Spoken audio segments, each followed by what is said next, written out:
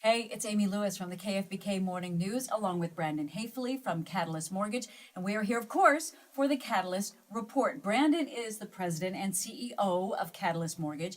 Really, he's the guy who breaks it all down for us, right? So thanks again, Brandon. Thanks for having me. So last time we talked about the difference between cost and no cost loans, right? So today, what we kind of want to concentrate is comparing mortgages when we're shopping for a mortgage and comparing companies. So what do we do? Well, once you've decided what type of loan you're going to do, whether it be a 15-year fixed, 30-year fixed, and once you've also figured out how long you're going to be in the home, like we talked about last week, it really kind of depends on which option is going to be better for how long you're in the home.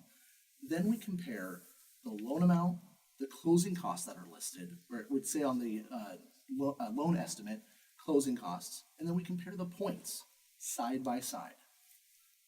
So when you do that, are you looking, what are the specifics that you're looking for the home buyer or the refinancer? Well, I think if for instance, you were to go Yeah. and shop for a loan, you approach Catalyst Mortgage and you say, okay, I want to do a 15-year fixed. I want to have, X amount in closing costs, whether it be your, $3,000 in fees and you want to pay 1 point. You take that scenario and you get Catalyst Mortgage to put on paper what the rate is. So you see that offer. Then you take that offer and you ask mortgage company B and C to do the exact same with the exact point Yeah. and fee combination, so you can truly find out what your rate will be. Let me ask you this.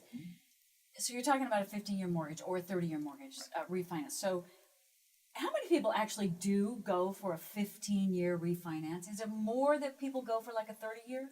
I would say traditionally, yes, everyone goes for 30-year, but recently with rates being as low as they are, people are really moving into the 15-year arena. I mean, you're talking interest rates in the 2.75 according to Freddie Mac. That's crazy. For a 15-year fix, Yeah. and only a little bit higher than that for completely no cost. So you're seeing a lot of people move in that direction. Do people go as low as like a 10-year?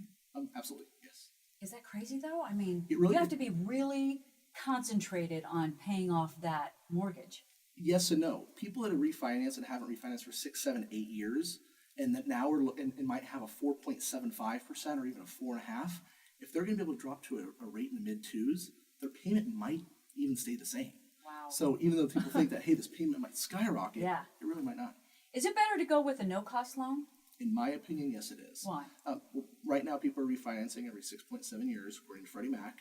And, to pay fees, it's going to take you potentially 10, 11, 12 years to recoup. Yeah. Unless you're 100% certain, I would stick with no cost. Is there a point that you actually break even then? No. As a consumer, when you're refinancing, like when you're looking at the costs? Well, I think that if you're paying fees to stay, depending on how long you're staying in the home and you're going to pay closing costs, it really comes into how long you're going to be there, what your financial picture is going to be in that time period, and then really at the end of the day, if you want the lower payment or need the lower payment, then it might break even and it might make sense. But again, 9 times out of 10, I say no cost. What's the most confusing thing for a consumer when they go in to refinance? I would say the discrepancy in disclosures of people trying to have one estimate up front that maybe in the end doesn't match what they were promised. But I would say also the biggest thing for consumers is shopping and accurately shopping truly side-by-side comparisons. What company A is going to offer, what company B is going to offer, and making sure that the fees are the exact same so you're achieving the same rate. Because somebody can tell you, hey, I'm going to have an interest rate of 3.5. Someone else says this, but are the fees even the same? And you really want to side by side. And avoid the hidden costs. Exactly. All right, Brandon, thanks very much. That's Thanks for Brandon having me. Hafley with the Mortgage Report. He's the president and CEO of Catalyst Mortgage.